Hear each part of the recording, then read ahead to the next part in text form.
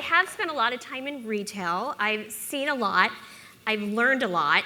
Things that I thought I knew, gosh, we've learned so much over the last few years. But I've worked from companies that were big box retailers as OfficeMax back in 2003, all the way to a pure play in Seattle called Online Shoes back in the days of the pure play, which was around 2007.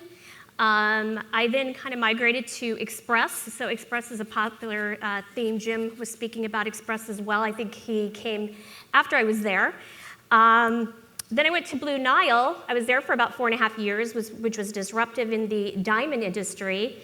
And then I moved to what we call either D2C or digitally native, whatever I guess the new term is, a brand called TomboyX, which is where I'm at today. So I've kind of gone through, I'd say, the gamut in retail, where not only have retailers changed, but consumers' expectations have also changed. And so I'm going to kind of walk through just kind of the shape of retail, what's happened, kind of my experiences and learnings over those years.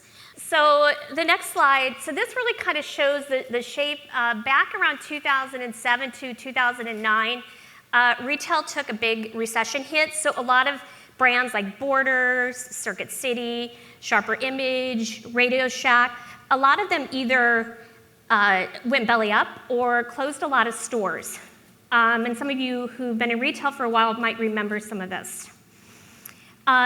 Customer spending changed. So people were holding on to the money that they had. So people were less likely to borrow money against their homes. They were more interested in paying off their debt. Maybe not as concerned about spending money on themselves or for discretionary items like clothes or electronics as much. This is where, too, we started to see a lot of the brands like H&M and Zara and Forever 21, where customers were looking for cheaper options to buy clothes. So there was a huge boom in a lot of these type of retailers that also hit the market. And this is the time customers were looking for deals, they were looking for coupons, and a lot of retailers responded by putting more coupons, more sales, more events that you can see still customers expect today.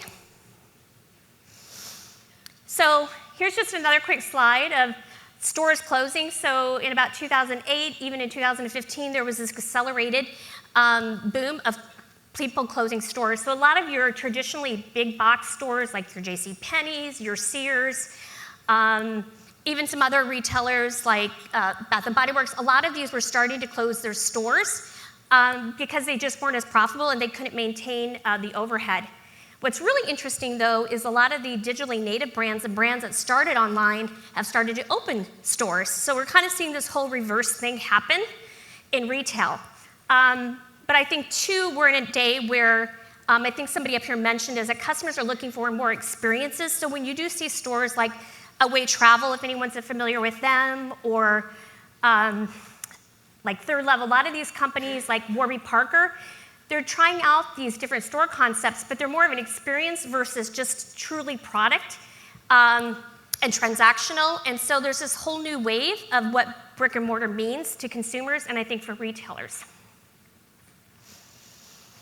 Some of you may remember kind of the surge of power centers is what these are called. So this is where you'd have like these huge category leaders like Ulta Beauty, Bed Bath & Beyond, TJ Maxx, which kind of anchored these big outlet malls, and consumers flocked here because while they were doing their grocery shopping, they could hit these big stores, and a lot of times you'd see a lot of these same stores kind of within these same type of suburban kind of, I guess the word is power centers, that really started to evolve as well.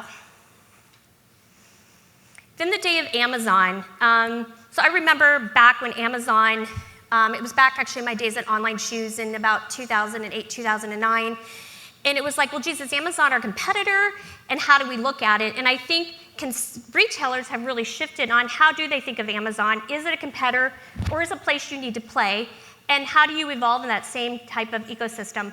So that's also changed a lot just over the experience that I've had in retail, because back in the day, it's like, well, geez, we don't want to sell on Amazon because we're competing with ourselves. Now I think there's been a shift away from that mentality where consumers are there and we can't deny it, so how do we play in that sphere? Data has, I mean, this is nothing new, but data became extremely hard to get to because not only are customers now more on their mobile than ever before, but all these other new platforms have emerged over the last many years. So early on in retail, Facebook wasn't really a popular advertising destination. Not as many people were on there. Everybody was spending their money on Google. That's also changed. And there's been a big shift in where retailers are spending their money. And email. I don't know if any of you remember here where we would ask ourselves, is email dead? Like, are people actually still reading email? And I remember kind of going through that period of like, well, geez, how do we communicate with our customers? I don't think email was dead, but we just needed to learn better how to communicate with our customers and give them more of a personalized experience. And that's where lovely Bluecore, which I started working with back in, I think it was like 2012, 2013. I was one of their earlier customers when I was at Blue Nile, really started to leverage the personalization and better way to communicate with our customers. So every brand is a snowflake. So I was actually on stage a few years ago, and I was part of a panel discussion, and I was talking again about all the brands that I've been at. So I've added 2 more since I was here now that I'm at TomboyX. And every brand is different. And I think for marketers, sometimes we come in and think, oh, that same playbook I played back at Express or I played at Blue Nile is going to work. It doesn't. Even coming from Blue Nile, which was disruptive to the online diamond industry, still mostly pure play. Most of our dollars were coming online. The purchase pattern of that purchase, because we were selling diamond rings, had a longer consideration window. And so coming from there to a company where I'm selling underwear, the purchase cycle is not as long. My average order value is about $80, $85. So I have to think about the business a lot differently, and how do I measure success? So key learnings, I'm just going to kind of go through some of this because this is really probably dating myself. In online shoes, I started in 2007, and I remember at the time thinking, oh my gosh, we're in this boom, but back in the days where e-bags and Roadrunner Sports and a lot of these companies were kind of coming on the scene, and we kind of owned the digital landscape because a lot of the stores like Nordstrom and Macy's, a lot of them weren't online yet, and so we were cleaning up in Google. We had all this amazing stuff going on in shopping feeds, and but what we didn't have is a more branded experience. So we were also kind of at that time, there was a lot of price sensitivity. I was at a company selling shoes, and we were also thinking about how are we moving those customers to adjust to buying online. So during that time, this is back in the days of Zappos where they were leading with their customer service, and that was really driving their business. When I was at Online Shoes, it was really, again, how do we give our customers a branded experience? And a lot of it was price driven. That was our one way that we could sell online and get people to want to try us out. And this was also the day where you started to see more of the sales, you started to see more of the coupons on the affiliate sites really starting to take off. So Express, so I was there in about 2011. And to me, that was a more fast fashion brand, so I was coming from a pure play to a much more branded company. So there was this conversion between brand and direct response marketing. Metrics were much more harder to get at because that was the day we were trying to figure out what was our online spend doing to our offline shopping behaviors and trying to figure out this whole attribution piece. This combination of really working with our merchandising team and making sure we were also staying ahead of some of the fast fashion trends that were there. So that relationship was really important with our merchandising team. And we did have this need for more personalized experience. So we were doing a lot of the batch and blast at the time. I think we were using Cheetah Mail, which I'm not sure is around anymore. And we weren't using a tool like Bluecore back in the day. So fast forward, Blue Nile, I was there from 2012 to just last year. And this was a longer consideration window. And I think this is where Bluecore had reached out to me, I think after I had been there a year, and started talking to me about triggered emails. And usually when vendors call me, I don't usually give them the time of day. And for some reason, I think Max was one of the first people I talked to.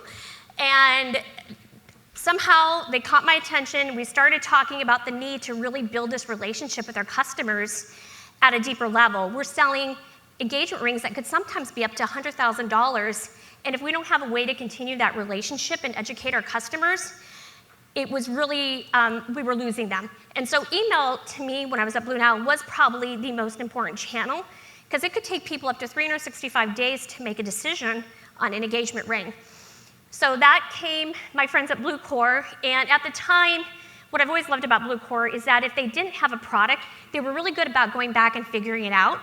And because there's a lot of price sensitivity around diamonds, they actually came out with a product that was called this price drop. And so if a product dropped in price, we would be able to trigger an email to that customer if they had been viewing that diamond.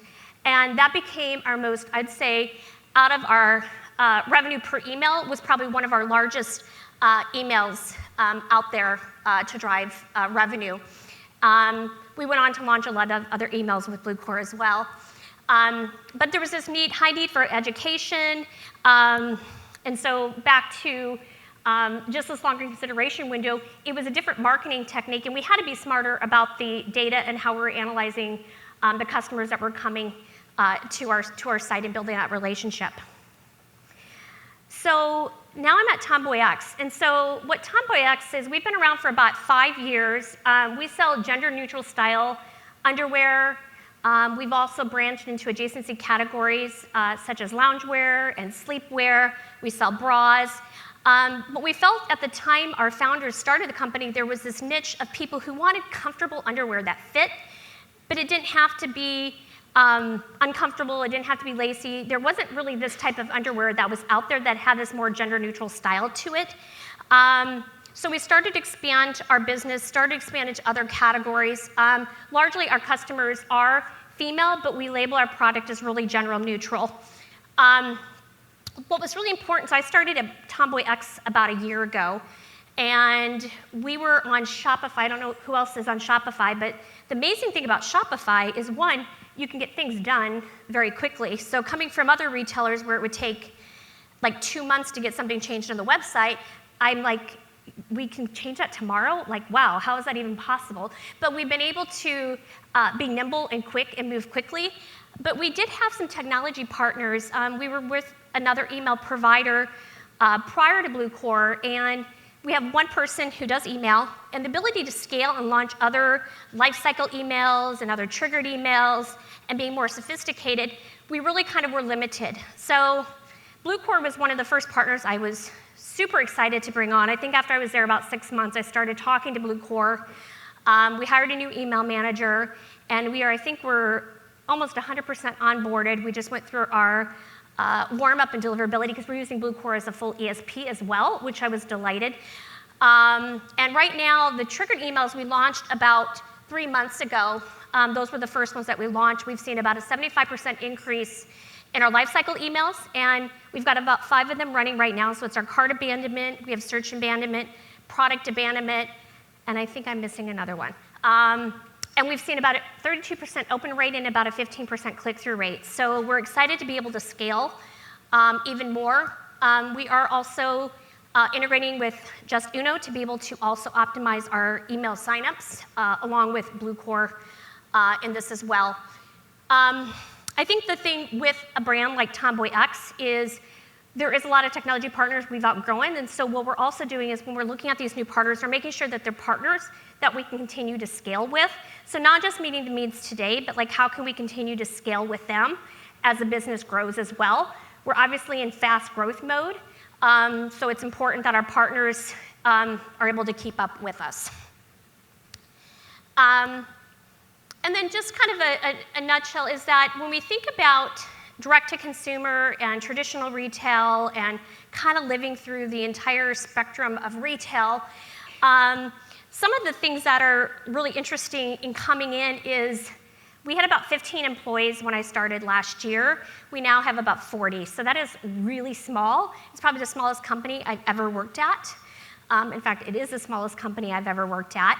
But what's really kind of exciting, it's scary and exciting at the same time, is building that foundation for growth. And so I was able to come in and say, right off the bat, do I have the right team in place and the right organization structure? And I had the ability to build that from the ground up, which is really exciting because a lot of times, you walk into an organization and the organization may not be structured how you want, or you've got legacy people and roles.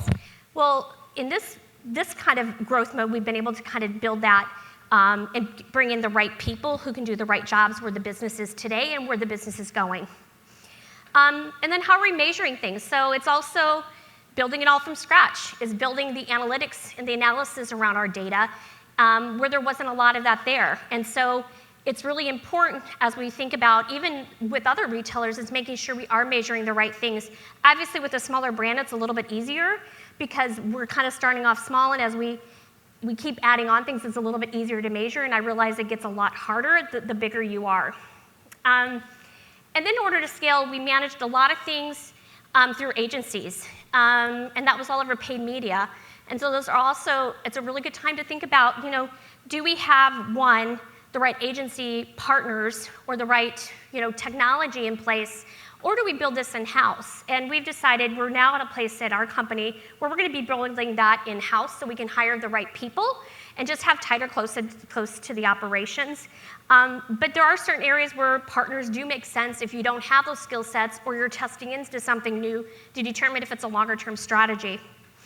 And then the right tools. It kind of goes back to some of the technology partners. We're not only replacing our ESP, we're replacing our loyalty platform. We're, again, moving off of our agency model to in-house. We've got a lot of things that are going on at the same time and going through a site update at the same time. And then I guess the kind of question is, how do you go faster? And it is, with the right technology, and it was really exciting what Max and Serene had to say earlier is that there's a lot of things that Bluecore is also coming out with that will allow us to scale faster, because sometimes when you do have a smaller team, you've got to be nimble, you've got to have the right partners, you've got to have the right technology. And it's been very exciting to do that from scratch. And like I said, I know it's really hard sometimes when you're in a business that's been around for a while and a longer term establishment to make those changes. So I'd say, just kind of always trying to be nimble and making sure you've got the right partners to be able to scale the business. And I think it's too, there is a lot of data out there, and it's kind of gone full circle from retail, from where it is and where we're at now, and how everyone is thinking about it. But it's also an exciting place to be. And I think that is it. So thank you.